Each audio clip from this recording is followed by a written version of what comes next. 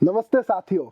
आज campus to career के एक प्लेटफॉर्म पे हमारे साथ है अल्फा ग्रोथ प्राइवेट लिमिटेड के मालिक, जिनकी आप स्टोरी सुनेंगे तो काफ़ी आपको इम्प्रेसिव लगेगी, आप मोटिवेट होगे और बहुत कुछ सीखने को मिलेगा आपको। क्योंकि जब मैंने इनके करियर को जाना, जब मैंने इनके करियर को देखा, तो ये 15-20 साल पहले एज अ 5 स्टार होटल में बार टेंडर अपॉइंट हुए, एज अ वेटर अपॉइंट हुए, और आज की तारीख में ये प्राइवेट लिमिटेड एआई कंपनी चला रहे हैं। तो ऐसा क्या करियर में ट्रांजिशन आया, ऐसा क्या करियर में ग्रोथ आई और क्या चैलेंजेस आए, जिससे एक बार टेंडर वेटर से स्कूल्स में पढ़ाया, कॉलेजेस में पढ़ाए, अच्छे अच्छे ऑर्गेनाइजेशन में इनके टाई अप हुए और फिर आज एक इन्होंने एआई कंपनी बनाई। तो अमित जी, स्वागत है आपका हमारे प्लेटफॉर्म पे। Thank you Harsh ji, thank you. आपने मुझे इस लायक समझा और मेरी जो मैंने पिछले 15 सालों में मेहनत करी है उसको आपने ऑब्जर्व किया और मुझे एक चांस दिया कि हाँ, आज हम एक इंटरव्यू के लिए बैठे हैं। Thank you for welcoming me. Thank you Amit ji आने के लिए। तो जैसे कि हमारे प्लेटफॉर्म पे बहुत सारे स्टूडेंट्स हैं, बहुत सारे एंटरप्रेन्योर्स हैं, बहुत सारे वर्किंग प्रोफेशनल हैं, तो इन सबको एक इच्छा रहती है कुछ करने की। और इनको एक इच्छा रहती है कि अपने सपने पूरे करने की, या फिर देखो आज के टाइम पे हर किसी को जॉब से दूर भागना है, ठीक है। इसलिए आप एक वेटर के रूप में अपॉइंट हुए थे 15 साल पहले, और आज खुद की एक फर्म डाल लिया है, ठीक है। तो हमारी जो ऑडियंस है, हमारी जो फैमिली है, वो ये जानने के लिए बहुत ज्यादा इंटरेस्टेड होगी। तो मैं पहला ही क्वेश्चन आपसे ये पूछता हूँ कि ऐसा क्या हुआ था कि आप एज अ वेटर अपॉइंट हुए थे? कि मतलब ऐसा होता है ना कि हर स्टूडेंट इंजीनियरिंग करता है तो उसका एक ड्रीम रहता है कि वो सॉफ्टवेयर डेवलपर बने। तो आपका क्या ड्रीम था कि किसी 5 स्टार होटल में वेटर बनने का? मेरा ड्रीम तो नहीं था, ये मेरी डेस्टिनी मैं ऐसे बोलूंगा। क्योंकि क्या हुआ, मेरी 12th में थोड़े मार्क्स कम आए थे, टू बी ऑनेस्ट। तो मेरा ड्रीम तो ये इंजीनियर बनने का ही था। मैंने C++ लिया था 12th में एंड मैं PCM से ही था। बट कुछ सर्कमस्टेंसेस ऐसे हुए कि उस वक्त मुझे कुछ अपॉर्चुनिटीज मिली और उस वक्त थोड़ा होटल जो इंडस्ट्री का था थोड़ा बूम आया था। ये मैं बात करूंगा 2008 और 2009 की। वहाँ काफी बूम था, बहुत सारे होटल्स खुल रहे थे ऑल ओवर इंडिया। तो मैंने सोचा कि इसमें बहुत अच्छी अपॉर्चुनिटीज है और इसमें अब्रॉड भी आप एक्सपीरियंस लेके इजीली आप सेटल हो सकते हैं, वीजा बहुत इजीली लग जाता है, ये माइंड में था। हाँ। तो मैंने बोला ठीक है, ये करते हैं, चलो। तो 3 साल किए हमने, पढ़ाई करी, और जब मेरा अपॉइंटमेंट हुआ, कैंपस सिलेक्शन हुआ, मैं IHM ग्वालियर से पढ़ा हूँ, जो कि इंडिया पे अभी 7वें नंबर पर है वो कॉलेज। सो काफ़ी अच्छा कॉलेज, वहाँ पे बहुत अच्छे प्रोफेसर्स थे, उन्होंने बहुत अच्छा पढ़ाया। आज भी उनके टच में हूँ एंड आज भी मतलब आप जैसे आपने बोला कि कैसे ट्रांसफॉर्मेशन किया, जब वो मेरे स्टेटस देखते हैं वो भी मेरे से ही पूछते हैं कि भाई तुम कहाँ थे और कहाँ से क्या कर रहे हो अब। मतलब होटल का तुम्हारा कोई लेना देना ही नहीं है दूर दूर तक। तो मेरे माइंड में बस यही था कि कुछ समथिंग ऐसा प्रोडक्टिव हो कि ऑफ कोर्स हमेशा यही मोटो रहता है, जब भी आप जॉब करें या बिजनेस करें, आपकी फैमिली का स्टैंडर्ड अप होना चाहिए। तो वो उसमें नहीं हो रहा था, तो फिर मैंने सोचा कि चलो अब यहाँ पे स्विच किया जाए। जैसे कि आपने बताया कि आप एक बहुत अच्छे होटल में अपॉइंट हुए, ला मेरिडियन। तो ये बहुत अच्छा होटल है, पर आप ग्वालियर भिंड मुरैना साइड के हो, ठीक है। तो जैसा कि मैंने सुना है, ग्वालियर भिंड मुरैना का एक ईगोइस्टिक लेवल बहुत अच्छे लेवल पे होता है। ये तो है। तो आपके साथ कभी ऐसा एक्सपीरियंस हुआ है कि आपके होटल में कोई एक बहुत अमीर ऑडियंस आ गई या क्लाइंट आ गया, ठीक है? काफी बार तो हम एक आध एक्सपीरियंस जानना चाहते हैं कि मतलब आपकी ईगो पे आ गई वो चीज। काफी बार हुआ ऐसा है। मैं आपको एक बताऊंगा कि अब क्या होता है, जब बार है हाँ। तो आधा टाइम तो जब गेस्ट आता है उसका आने का टाइम होता है, जाने का टाइम नहीं होता है। सही बात है। तो एक गेस्ट था 6 घंटे से बैठा हुआ था एंड मेनी टाइम्स ऐसा होता है कि बहुत हमारे रेगुलर गेस्ट है तो हम उनको कुछ बोल भी नहीं पाते हैं कभी कभी। बट समटाइम्स ऐसा हुआ, एक वाक्य मैं बताऊंगा कि उन्होंने कुछ ऐसा बोला मेरे को जो मुझे नहीं लगा सही, कि नहीं यार मैं गलत डायरेक्शन में जा रहा हूँ। क्योंकि अगर इतनी मेहनत करने के बाद अगर लाइफ में अगर आपको इज्जत नहीं मिल रही है, आपको रिस्पेक्ट नहीं मिल रही है जॉब में, एंड इवन चलो ठीक है वो तो गेस्ट है, आपके अगर जो स्टाफ में मैनेजर्स हैं एंड जो आपके सुपरवाइजर्स हैं, if they are not having any particular tone to talk or some manners to talk, तो वहाँ रहना कोई मतलब का नहीं है। तो इसलिए ये भी एक रीजन बना जो मैंने स्विच करने का सही डिसीजन लिया और मैंने 6 से 8 महीने में ही स्विच कर दिया था। ग्रेट। पर आज के टाइम पे देखो, जॉब मिलना हर किसी को लाइक पॉसिबल नहीं है, ठीक है। और जॉब छोड़ना एक बहुत डिफिकल्ट टास्क है, ठीक है। अगर आप मिडिल क्लास के हो, लोअर मिडिल क्लास के हो, अपर मिडिल क्लास के भी हो, तो जॉब छोड़ने के लिए लाइक फैमिली से परमिशन, खुद के माइंड से परमिशन, ठीक है। तो 8 महीने में ऐसा क्या आपके माइंड में आया कि आपको जॉब छोड़ने के लिए, मतलब एक वो कॉन्फिडेंस कैसे आया? मैं अपने आप को खुशकिस्मत समझूंगा कि फैमिली का सपोर्ट इसमें। अच्छा। विदाउट फैमिली अगर मैं बोलूं कि मैं वो डिसीजन ले पाता तो सॉरी, मैं नहीं ले पाता कभी भी। मेरी फैमिली का सपोर्ट था, मैंने उनको एक बार बताया कि ऐसा ऐसा मेरे साथ हो रहा है, मैं खुश नहीं हूँ, तो मुझे वापस आना है। तो उन्होंने बोला ठीक है आप आ जाओ, अपना बिजनेस संभालो।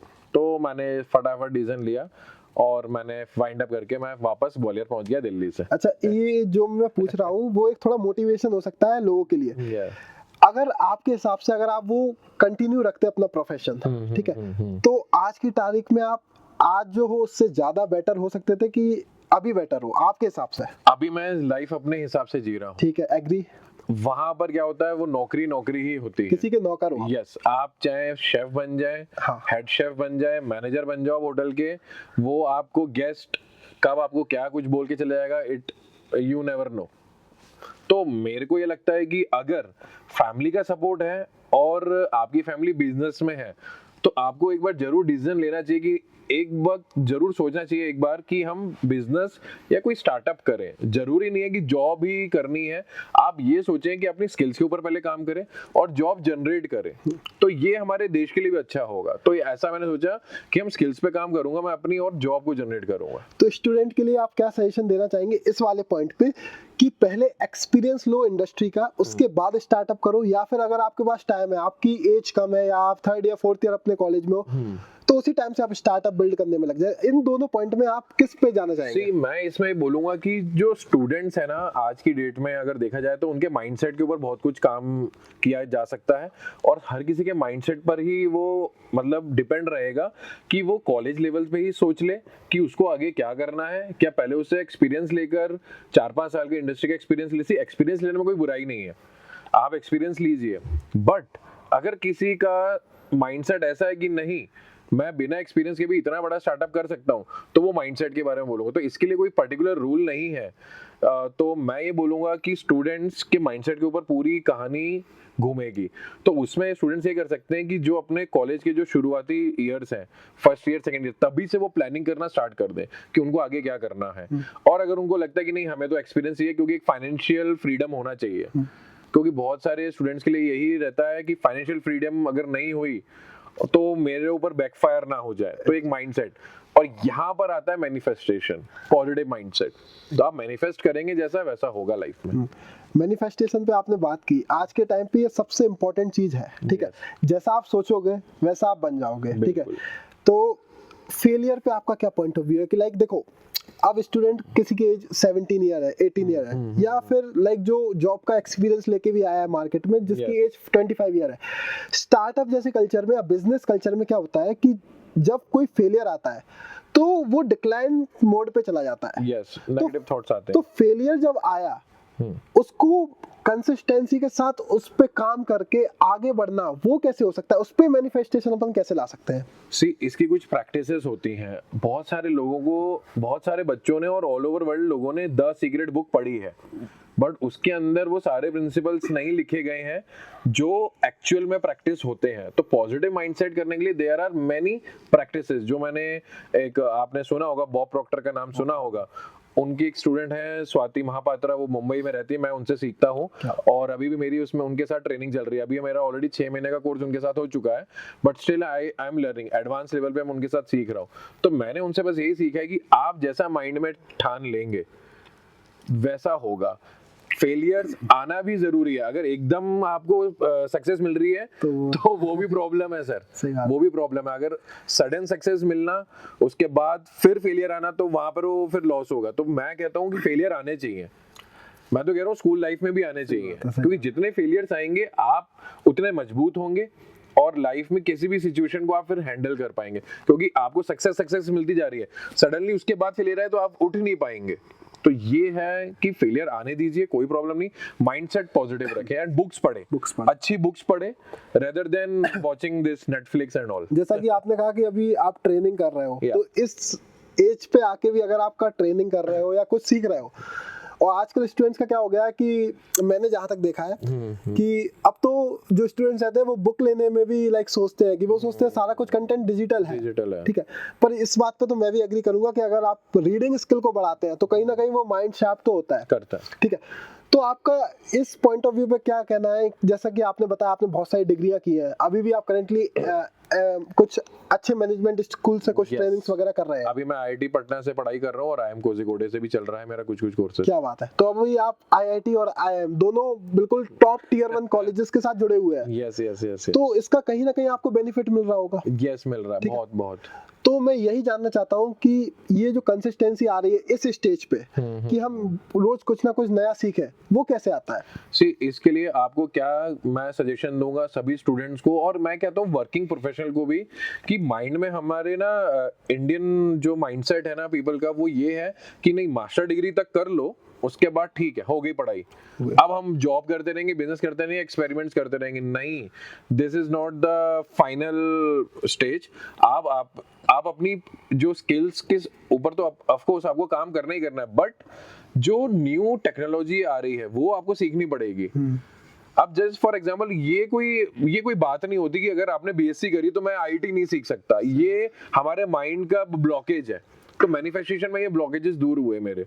जब मैंने ये सब चीजें सीखी तो मेरे को लगा कि मैं I can achieve anything in life. मैं कहाँ होटल मैनेजमेंट की पढ़ाई करी है और आज मैं आईटी में डील करता हूँ और कोलैबोरेशंस करता हूँ लोगों, मतलब जो आईटी वाले लोग हैं उनको भी ये है कि बहुत सारी नॉलेज नहीं है कि कैसे एपीआई कीज को कैसे इंटीग्रेट करना है। So many things are there, कैसे एक अपन को डेवलपिंग करनी है, किसी भी पर्टिकुलर प्रोग्राम के एजेंट्स बनाने हैं। तो it depends upon your mindset. आपका पॉजिटिव माइंडसेट होगा, ग्रोथ माइंडसेट जैसे हम बोलेंगे, वो अगर हम करेंगे तो you can achieve anything.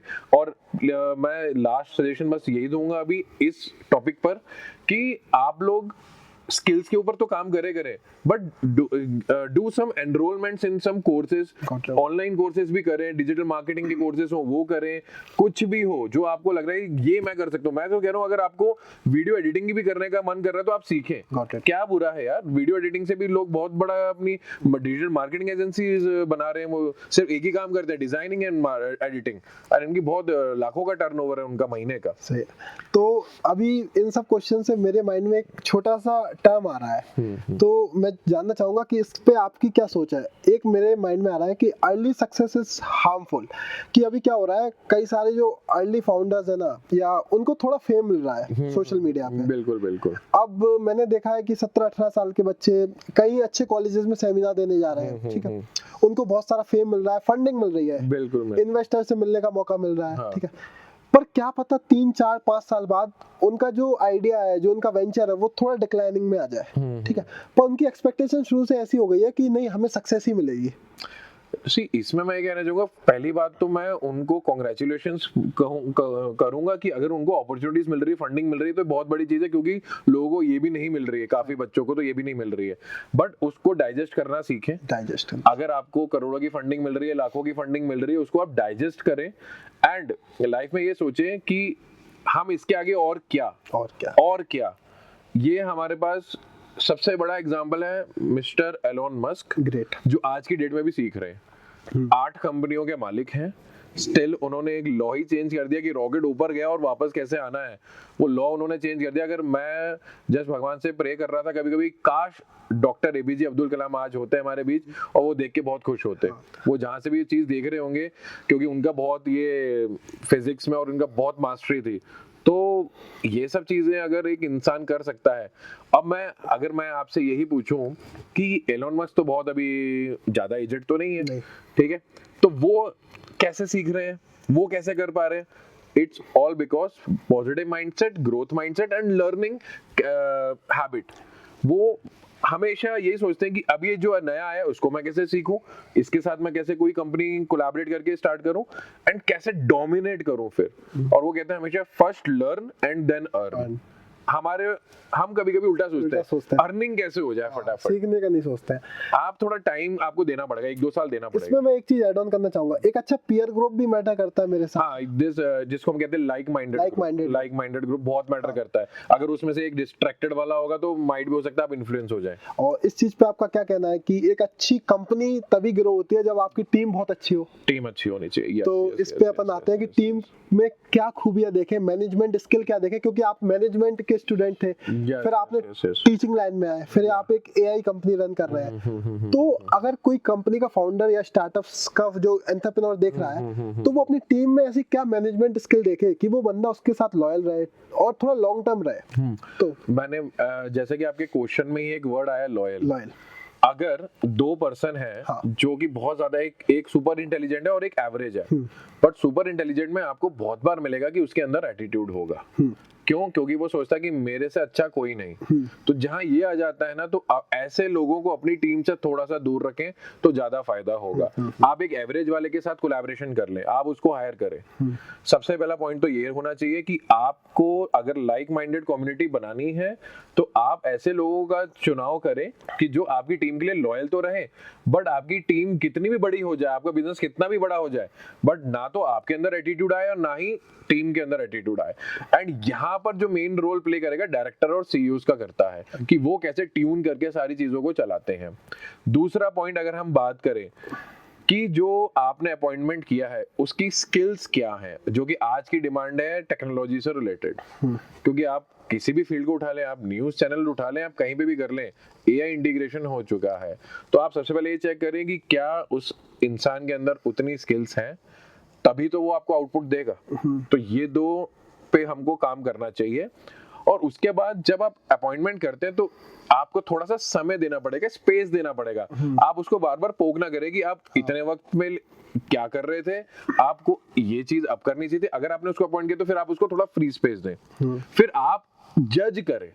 Judgement skills बहुत अच्छी होनी चाहिए आपकी। Be a leader. Yes, be a leader. अगर आप सीईओ डायरेक्टर बनना चाहते हैं, अपनी खुद का स्टार्टअप करना चाहते हैं, टीम खड़ी करना चाहते हो, आप पहले जज करें। आप अगर आपको सब कुछ सारी अपनी स्किल्स और उसके साथ शेयर करनी है, आपके हिसाब से करना है, तो फिर वो होगा कि वो अगले साल फिर आपको स्विच करके वो निकल लेगा वो। तो आपको थोड़ा सा स्पेस भी देना पड़ेगा। तो ये 3 चीजों पे हमें काम करना पड़ेगा। हम आपके थोड़े करियर के थोड़े और आगे आते हैं, जैसा कि अपन बारटेंडर, ओके, उसके बाद आप एजुकेशन लाइन में कैसे आ गए? लाइक ये मेरी किस्मत थी, मुझे कॉल आया। मेरी शुरू की जो 3 जॉब थी, मुझे खुद से कॉल आया। ये मेरी किस्मत थी, भगवान ने, मैं इसके लिए भगवान का ही शुक्रिया अदा करूंगा हमेशा कि जब मैं वापस आया तो सारे प्रिंसिपल्स एंड जो प्रोफेसर्स थे, principal and professor of my college, वो मेरे कांटेक्ट में थे फैमिली के। तो उनका डायरेक्ट कॉल आया मेरे पास कि ऐसे वैकेंसी ओपन है केवी नंबर 1, केंद्रीय विद्यालय नंबर 1। और मेरे को ज्यादा प्रेफरेंस इसलिए मिली क्योंकि मैं केंद्रीय विद्यालय 2 से पास हुआ हूँ, ग्वालियर। तो उन्होंने बोला कि आप एक बार जाके ट्राई कर सकते हो कि वहाँ जरूरत है अर्जेंट में। और जब अर्जेंट में होती है तो फिर आपके चांसेस ज्यादा बन जाते हैं। और पर्टिकुलर डिग्री चाहिए थी फूड साइंस, वो मेरे उस डिग्री पे लिखा हुआ था। तो ये मेरी किस्मत हुई। फिर एक दिन जब मेरा दूसरा ट्रांजिशन हुआ तो वहां पे मैं विजिट करने गया था। तो जब विजिट करते करते ही मुझे ऑफर मिला। तो सब ऊपर वाले की कृपा है। तो जैसा मैनिफेस्टेशन करो, जैसा सोचो वैसा होता जाता है। तो अमित जी, जैसे कि आप एआई कंपनी चला रहे हैं, यस, तो उस एआई कंपनी में आप क्या क्या सर्विसेज प्रोवाइड करते हैं? अभी जैसे मैंने आपको बताया कि मैं एजुकेशन बैकग्राउंड से था, तो मैंने यही सोचा सबसे पहले कि मैं एआई कोच बनूंगा। तो मैंने एआई स्किल्स सीखकर अभी हमारी जो कंपनी है बच्चों को ऑनलाइन प्लेटफॉर्म पे सिखाती है। एंड हम वर्किंग प्रोफेशनल्स पर भी काम करते हैं क्योंकि AI is the need of the hour. और हम ऑटोमेशन में भी काम करते हैं, एआई एजेंट्स बनाते हैं डिफरेंट कंपनीज एंड स्मॉल जो बिजनेस हमारे हैं, जिसको हम एमएसएमईज भी बोलते हैं, उनकी रिक्वायरमेंट के अकॉर्डिंग हम उसको फिर डिप्लॉय करते हैं। तो आज के टाइम पे आपकी कंपनी का करंट कैश फ्लो या करंट रेवेन्यू क्या चल रहा है? ये तो कोई अभी कभी भी एग्जैक्ट बताना नहीं चाहेगा। मैं मोटा बता देता हूँ कि हाँ, अभी पिछले 1 साल में हम 1 CR को पार कर चुके। बढ़िया है। तो मतलब जॉब से तो काफी सही है। अगर आप कुछ कंपनी वगैरह स्टार्ट कर रहे हो तो एक अच्छे नंबर पे आप पहुंच सकते हो। तो एक एआई कंपनी या किसी भी एक टेक कंपनी का फ्यूचर क्या है इंडिया में? अगर तो टीम अच्छी है तो बहुत ब्राइट फ्यूचर है। हमारा जो अभी टारगेट रखा है हमने आगे का कि इसको आगे स्केल करना है, तो किसी भी टेक कंपनी अगर उसमें टीम अच्छी है तो 5 CR तो नॉर्मल है उनका 2-3 साल में कवर करना, कोई बड़ी बात नहीं है इसमें। और जैसे कि हम लोग ये पॉडकास्ट इंदौर में शूट कर रहे हैं, ठीक है, Yes. तो इंदौर में टेक का फ्यूचर क्या है?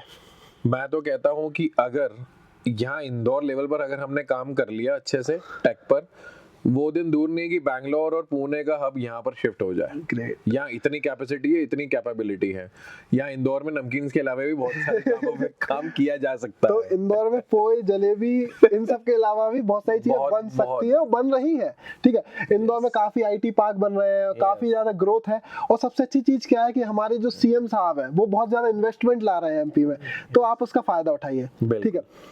और मैं एक चीज और बताना चाहूंगा कि मैं भी एक IT कंपनी रन करता हूं, तो हम इंक्यूबेशन से बहुत सारे जुड़े हैं। तो MP में सबसे अच्छी चीज क्या है कि इंदौर, भोपाल, जबलपुर, ग्वालियर जैसे शहरों में बहुत सारे कॉलेजों में इंक्यूबेशन है जो कि फंड कर रहे हैं स्टार्टअप्स को। Yes yes. तो आप गवर्नमेंट पोर्टल्स पे जाएं, अटल इंक्यूबेशन, DPIT, MSME, इन सब पे आप जाके बिल्कुल रजिस्ट्रेशन हमने भी जब स्टार्ट किया था आज से 1.5 साल पहले, तो हमने सबसे पहले स्टार्टअप पे ही डाला, इंडियन स्टार्टअप पे हमने रजिस्टर्ड कराया। Great. तो हमें भी थोड़ा सा उधर से फायदा मिला और रिकॉग्निशन मिलता है, और ये अच्छी पॉलिसीज है गवर्नमेंट की। तो हम पहले एक विजन बनाए अपना स्टार्टअप को, अगर हमें स्टार्ट करने का सोचा तो कंपनी रजिस्टर्ड करा के यहाँ पर हम पोर्टल्स पे रजिस्टर्ड करवाए। तो मान के चलो कि कोई स्टार्टअप फाउंडर है, ठीक है, Yes. अब उसको AI में कुछ स्टार्ट करना है, ठीक है, अभी उसके माइंड में ये क्लैरिटी नहीं है कि हमें AI में क्या प्रोडक्ट बनाना है, Yes. क्या हमें सर्विसेज देनी है, बट उसको AI निश में ही जाना है, ठीक है। Yes, yes. तो क्या वो दूसरों को AI सिखा के चीजें बिल्ड कर सकता है? मतलब उसको सिखा के कुछ गिव एंड टेक वाला चीज करके कुछ अपने प्रोडक्ट बिल्ड कर सकता है? ये अच्छा मूव रहेगा क्या उसके लिए? यस बिल्कुल रहेगा। आप AI सीखकर और सिखाकर आप सबसे पहले तो अपनी एक digital marketing agency easily start कर सकते हैं, क्योंकि अब वो दिन दूर, मतलब वो दिन नहीं रहे कि अगर आपको कोई एक एडवर्टाइजमेंट रेडी करना है तो उसके लिए आपको एक ग्रीन स्क्रीन चाहिए और फिर आपको एडिटर चाहिए बहुत बड़ा, वो एडिटिंग करेगा बड़े प्रोडक्ट्स की। नहीं, अब वो सब AI प्रॉम्प्ट्स और सब टूल से ही सारा काम हो जाता है। और दूसरी बात, अगर हम डिजिटल मार्केटिंग एजेंसी की बात अगर हटाए तो आप सिंपली आप एक डिजिटल कोच बन सकते हैं और आप कोलैबोरेशंस कर सकते हैं डिफरेंट कंपनीज और एजुकेशनल इंस्टीट्यूट जितने भी हैं हमारे ऑल ओवर इंडिया। आप इसे पैन इंडिया जा सकते हैं, एंड इवन बाहर के देशों में भी बहुत डिमांड है इसकी अभी। तो अमित जी, आप कुछ 5-6 टूल्स के नाम बताइए दो बच्चों को, जो कि आज की तारीख में बहुत ज्यादा इंपॉर्टेंट है। सी, सबसे पहले मैं जो बताऊंगा अवतार बनाने का, जिससे अवतार इजीली बनता है, दैट इज जॉग AI, और एक ड्रीम फेस है। एंड PPT का तो बहुत सारी जनता जानती है, गामा AI, बट मैं इसके साथ ये भी बताना चाहूंगा कि इसके अलावा भी एक बहुत अच्छा टूल है, that is beautiful AI, and हम को-पायलट से भी इंटीग्रेट करके PPTs को इजीली जनरेट कर सकते हैं। अब आते हैं हम बात, अगर जैसे कि हमको एनिमेशन करना है, क्योंकि इजीली हम इमेजेस से एनिमेशन कर सकते हैं, तो there is Pixverse AI, Kling AI, बहुत सारे टूल्स हैं। ये मैंने आपको मेजर बताया है। और इमेज जनरेट अगर करनी है, सपोज मेरे माइंड में एक ख्याल आया कि एक पेड़ पर कोई भी एक पक्षी बैठा होना चाहिए और उसका कलर मैं डिसाइड करूंगा। हमने जनरली देखा है कि पैरट का कलर ग्रीन ही होता है, बट नहीं, मुझे पैरट चाहिए पिंक कलर में, तो I can generate easily according to my thoughts. तो AI ने मुझे ये लिबर्टी दी है कि मैं कुछ भी डिजाइन कर सकता हूँ, एनिमेट कर सकता हूँ, ऑटोमेट कर सकता हूँ। तो ये आपको एक फ्रीडम मिल गई, आप अपनी क्रिएटिविटी को एनहांस कर सकते हैं। तो लियोनार्डो AI एक बहुत अच्छा टूल है जिससे आप इमेजेस जनरेट कर सकते हैं। और इस तरह से मेरे जो लिस्ट है, हम अपने जो प्लेटफॉर्म पे सिखाते हैं, तो हम 500+ टूल्स का पूरा हमारा उनके उस पे एक्सपर्टीज है और उसमें हम डील करते हैं। वो लिस्ट हम कम्युनिटी को शेयर कर सकते हैं? बिल्कुल बिल्कुल, एनी टाइम लिस्ट आपको मिल जाएगी। अब ये एक स्टूडेंट का क्वेश्चन आता है, यहाँ तक कि मेरे माइंड में भी ये क्वेश्चन आ रहा है कि AI में सर्विस बेस्ड जाए कि प्रोडक्ट बेस्ड जाए, कि AI का हम कुछ प्रोडक्ट बना के मार्केट को रीच आउट करें, ठीक है, या फिर हम AI की सर्विसेज प्रोवाइड करें, किस में ज्यादा ग्रोथ है और किस में आपको लगता है कि सक्सेस रेट हाई है? सी, प्रोडक्ट बनाने में आपको फायदा ज्यादा होगा, क्योंकि आप कस्टमाइज प्रोडक्ट बना सकते हैं अकॉर्डिंग टू कंपनीज, और जो भी स्मॉल स्केल्स बिजनेसमैन हैं उनके साथ भी कोलैबोरेट कर सकते हैं, क्योंकि बहुत सारे बिजनेसमैन की अभी आजकल वेबसाइट ही नहीं है। छोटे छोटे बिजनेस है जिनकी वेबसाइट नहीं, कैफेज है उनकी वेबसाइट्स नहीं है, तो आप AI से उनके लिए वेबसाइट डेवलप करें। आप इजीली एक वेबसाइट को 10,000 तक नॉर्मल बेच सकते हैं। मैं बहुत छोटा प्राइस बता रहा हूँ। अगर आप जैसे एक आजकल एक टूल आया lovable AI, bolt.neo, cursor AI से कोडिंग हो रही है इजीली। अब आपको मतलब मैं कोडिंग कर लेता हूँ, मेरा कोई नॉन टेक बैकग्राउंड है but I can do coding. आप मुझे किसी भी गेम की या किसी भी कुछ भी बोले, मैं एआई टूल से कोडिंग भी कर लेता हूँ। तो मैं ये बोलूंगा कि आप पहले प्रोडक्ट के ऊपर ज्यादा काम करें, सर्विसेज आपको ऑटोमेटिकली उसमें इंटीग्रेट होते हुए मिल जाएंगी। प्रोडक्ट पर हम काम करें, कस्टमाइज प्रोडक्ट्स बनाए हम लोग। अगर एआई के मार्केट को अपन कंपैरिजन करें या फिर एआई की कंपनीज को कंपैरिजन करें, तो एक साइड अपन रखते हैं इंडिया को, एक साइड अपन रखते हैं European countries, USA, China, Japan को।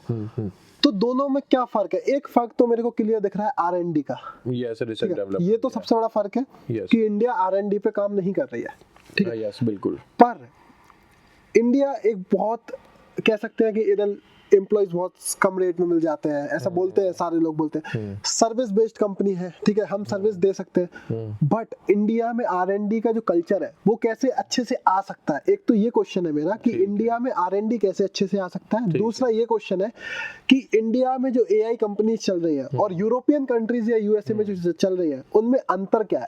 एडेप्टेबिलिटी एक वर्ड है जिसको हमें समझना पड़ेगा। हमने अभी टेक्नोलॉजी को अडेप्ट ही नहीं किया है। मेरी कल ही एक चर्चा हो रही थी दुबई में एक क्लाइंट से, तो उनको अभी यही नहीं पता कि गामा एआई भी एक टूल है जो पीपीटी इजीली बना सकता है। मींस आपको बस प्रॉम्प्ट डालना है, थोड़ा सा आपको उसमें कुछ सेटिंग्स चेक करनी है एक बार, और 20 सेकंड में आपकी पूरी स्लाइड्स रेडी हो जाती हैं। तो एक तो एडेप्टेबिलिटी, फिर अवेयरनेस जिसे अपन बोले, ये बहुत अभी इसमें बहुत गैप है। अगर हम यूरोपियन कंट्रीज बोले और इवन हम और थोड़ा आगे चले जाए यूएसए और कनाडा, वहाँ बहुत ही ज्यादा इसको अडेप्ट किया गया है। एंड वहाँ की गवर्नमेंट ने क्या किया है कि इसको स्कूल एजुकेशन में इंटीग्रेट कर दिया है, और अभी हम एनईपी ही अच्छे से लागू नहीं कर पा रहे। तो कब अच्छे से एनईपी लागू होगी, कब हमारी गवर्नमेंट डिसीजन लेगी एआई को इंटीग्रेट किया जाए, फिर किस लेवल पे किया जाए, फिर उसके लिए ट्रेनर कैसे आएंगे, क्योंकि लागू करना और उसको पढ़ाने के लिए भी तो ट्रेनर चाहिए ना। तो जब तक हमारे देश की जनता, इंदौर की जनता सीखेगी नहीं, तब तक इसका गैप बना रहेगा। तो आपने बोला एनईपी लागू नहीं हुआ है, ठीक है? यस। तो मैं थोड़ा गवर्नमेंट को टारगेट करूंगा, ठीक है? Yes yes. एक होता है लागू करना, एक होता है एग्जीक्यूट करना। दोनों फर्क है, मानते हो आप? तो इसमें सरकार की गलती मेरे हिसाब से है या नहीं, वो आप बताएं। इसमें मैं ये बोलूंगा कि जब भी आप कोई नई पॉलिसी अगर एग्जीक्यूट कर रहे हैं तो उसके पहले प्रॉपर ट्रेनिंग दे। हम जब मैं एजुकेशन लाइन में था और अभी भी मैं जुड़ा हुआ हूँ, आपने ना तो प्रिंसिपल्स को ट्रेनिंग दी, ना ही आपने कोऑर्डिनेटर्स को ट्रेनिंग दी, ना ही आपने अध्यापकों को और टीचर्स को ट्रेनिंग दी। तो उनको यही नहीं पता कि अगर मुझे एआई उसमें इंटीग्रेट करना है, एक एआई, अच्छा एनईपी में बताऊं कि एआई है, उन्होंने एक लाइन लिखी है कि AI should be the part of education policy. तो जब हमारे टीचर्स को एआई आता ही नहीं है तो बच्चों को कैसे पढ़ाएगा? फिर आपने बोला कि हमें बच्चे को कारपेंटरी भी सिखानी है, हमें बच्चों को गार्डनिंग भी सिखानी है, तो आपने उनको तरीके तो बताए नहीं स्कूल्स को कि हमें कैसे बाहर कोलैबोरेशन करना है, क्योंकि एनईपी में एक वर्ड लिखा है कोलैबोरेशंस। तो जब तक आप उस लेवल की ट्रेनिंग नहीं देंगे हमारे इंस्टीट्यूशंस को, तब तक तो फिर कोई भी पॉलिसी आप लॉन्च कर दें वो लागू नहीं हो पाएगी। और इसलिए काफी स्टेट्स को आपने सुना होगा कि उन्होंने तो बॉयकॉट भी किया है। एक हम थोड़े लास्ट कंक्लूजन पे आ रहे हैं। तो एक मेरा क्वेश्चन ये रहेगा कि गवर्नमेंट जो स्कूल्स है, अभी कॉलेजेस को साइड में रखते हैं, गवर्नमेंट जो स्कूल्स है, एक चीज पे मेरे को थोड़ा बड़ा ये मुद्दा है और बड़ी बात हो सकती है, पर अभी टाइम की कमी होते हुए हम इसको शॉर्ट में रखते हैं। कि जो गवर्नमेंट स्कूल्स में टीचर्स की सैलरी बहुत ज्यादा है, कह सकते हैं, ठीक है? यस। गवर्नमेंट स्कूल्स में स्टूडेंट का एनरोलमेंट अब बहुत कम हो रहा है, क्योंकि हर पेरेंट्स को एक अच्छी एजुकेशन चाहिए, ठीक है? और उनके माइंड में ऐसा सेट है कि गवर्नमेंट स्कूल में अच्छी एजुकेशन नहीं मिलेगी, ठीक है?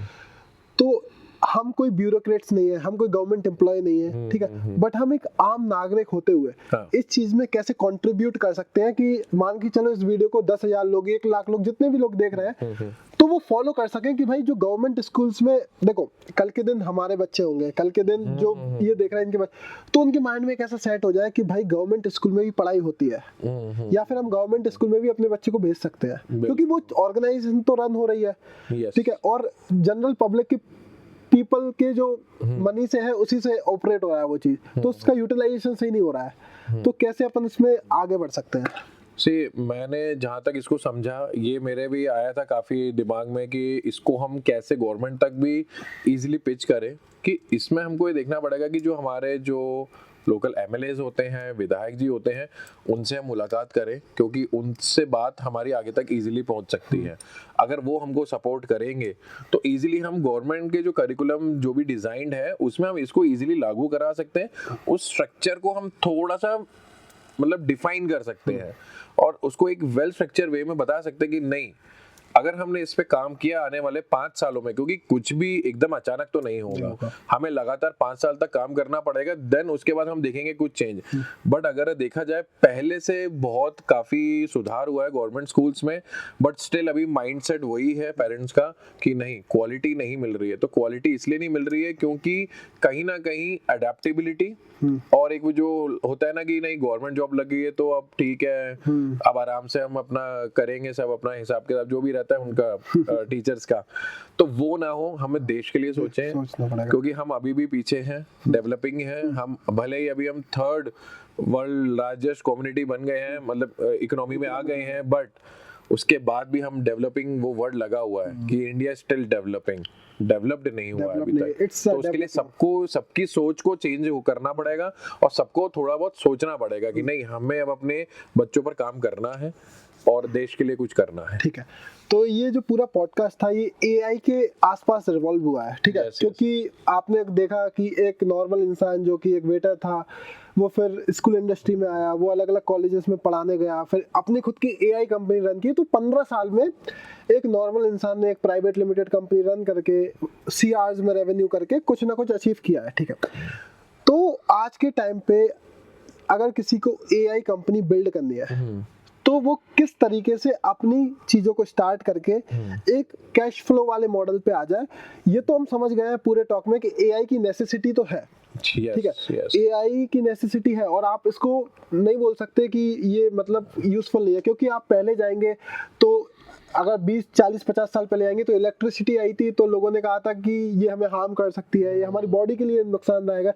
बट आजकल हम पूरे इलेक्ट्रिसिटी के आसपास ही रिवॉल्व है, ठीक है। बिल्कुल बिल्कुल। तो कोई भी चीज आती है, कंप्यूटर आए थे तो लोगों ने कहा था कि हमारी जॉब चली जाएगी, पर आज पूरा काम कंप्यूटर पे हो रहा है। तो AI is a future, really it's a future। अभी मैं आपको बताऊं कि एआई के बाद एजीआई आने वाला है। तो अगर हम पहले एआई सीख ले तभी हम एजीआई भी सीख पाएंगे। एजीआई मतलब ये एडवांस वर्जन रहेगा एआई का, सब कुछ ऑटोमेशन में चले जाएगा।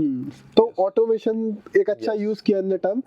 तो हर कंपनी को ऑटोमेशन की रिक्वायरमेंट है जितना मैं समझता हूँ। बिल्कुल। तो मैं यही पूछना चाह रहा था कि आज के टाइम पे किसी भी बंदे को अगर एआई कंपनी स्टार्ट करनी है तो उसका पहला स्टेप क्या होना चाहिए? उस 2 तरीके हैं, या तो वो थोड़ा अपने स्किल के ऊपर काम कर ले, थोड़ा सीख ले। 6 महीने के कुछ कोर्सेज भी हैं, अगर उनको भी अच्छे से करता है तो उसको एक कॉन्फिडेंस आ जाएगा। और उसके पास अगर टाइम नहीं है, उसको अगर इन्वेस्ट करना है, तो वो कोचेस जो पढ़ा रहे हैं उनके साथ कोलैबोरेट करें। And collaboration is the only way to get success, early success. Collaboration करके वो इजीली सेट कर सकते हैं, क्योंकि कंपनी रजिस्टर्ड तो कोई भी कर सकता है, बट वहाँ उस तरह के एम्प्लॉइज, उस तरह के कोचेस होने चाहिए जो उसको अपस्केल कर सके, जिसको कि हम कहते हैं जो हमारी एडटेक इंडस्ट्रीज है उसमें अगर आपको एग्जिस्ट करना है तो आपके पास कोचेस बहुत टैलेंटेड होने चाहिए। Yes. तो अमित जी काफी अच्छा लगा आपसे बात करके, और कुछ की लर्निंग मैंने ली इस पूरे पॉडकास्ट में जो कि मैं शेयर करना चाहूंगा। पहला तो मैंने ये सीखा कि एक ह्यूमन बीइंग है जो कुछ भी सोच सकता है और कुछ भी अचीव कर सकता है, ठीक है। कुछ भी मैनिफेस्टेशन जो है वो एक पॉजिटिव मैनिफेस्टेशन हर इंसान के अंदर होना चाहिए, ठीक है। आपको न्यू टेक्नोलॉजी की अवेयरनेस बिल्कुल कंपलसरी है, बिल्कुल ठीक है। और कहीं ना कहीं आपको कोलैबोरेशन और नेटवर्किंग कहीं ना कहीं आपको ग्रोथ पे ले जाएगा, काम करना ठीक है।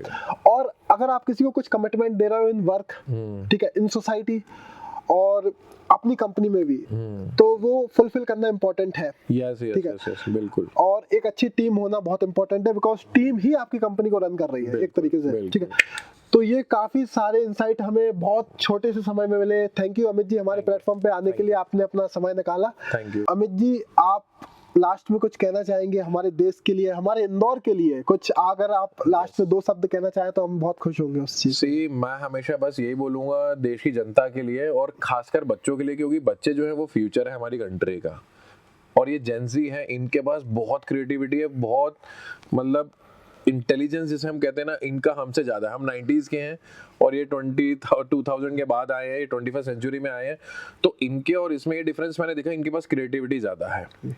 तो ये इस क्रिएटिविटी जो इनके पास है, इसको सही डायरेक्शन में लेकर जाएं कुछ अपने देश के लिए सोचे, क्योंकि अगर सबके माइंड में अगर आ गया कि मुझे अपने देश के लिए कुछ करना है, मुझे अपनी कंट्री को अगले 10 साल में 15 साल में डेवलप्ड देखना है, तो सबका साथ जरूरी है। हम अकेले मैं कुछ नहीं कर सकता, ना आप कुछ कर सकते, सबको सीखना पड़ेगा और आगे बढ़ना पड़ेगा। तो बस यही है कि आप अपने देश के लिए सोचें, फिर उसके बाद अपने लिए सोचें। ठीक है, बढ़िया लगा। अच्छा है मतलब देश। Thank you.